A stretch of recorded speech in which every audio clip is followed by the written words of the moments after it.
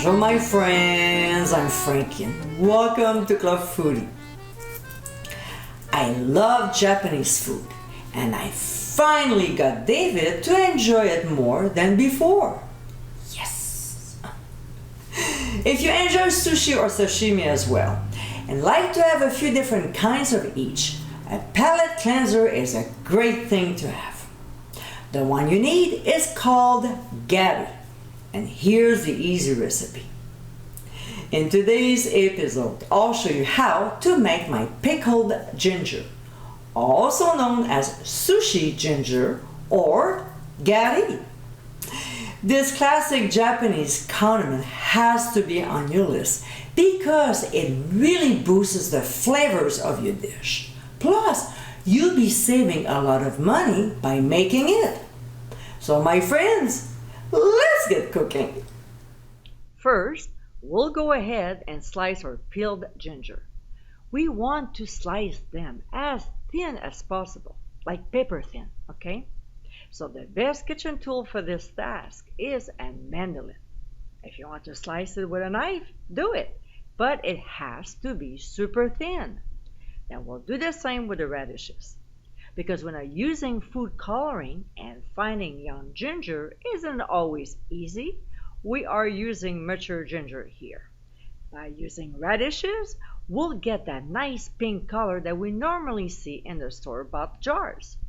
So we'll place the radish slices at the bottom of the jars and set aside while we look after the ginger. Now, as I mentioned, this is not young ginger, it's mature. So we'll transfer the slices into boiling water and process for about 7 to 8 minutes.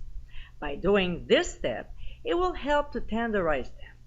When time is up, we'll remove from the heat and transfer to a colander to drain before adding some sea salt so we can extract more liquid out of the ginger, stirring occasionally.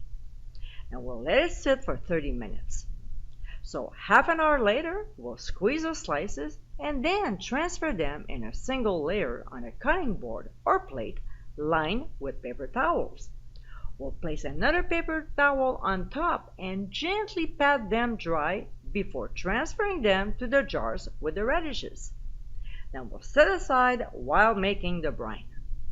In a small saucepan over medium heat, we'll combine the rice vinegar with the granulated sugar and stir until the sugar has dissolved.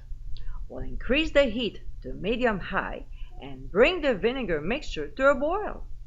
When it gets there, we'll remove from the heat and immediately pour the brine in the jars. We'll give a quick stir without disturbing the radishes at the bottom and let the jars cool off before transferring them to the fridge. 8 to 10 hours later, we'll take them out, gently remove the radishes that are now discolored so the ginger doesn't absorb the radish flavor, and discard them. Then we'll return the jars to the fridge until ready to serve. And my friends, this is our pickled ginger. This Japanese condiment is a must-have when eating sushi or sashimi.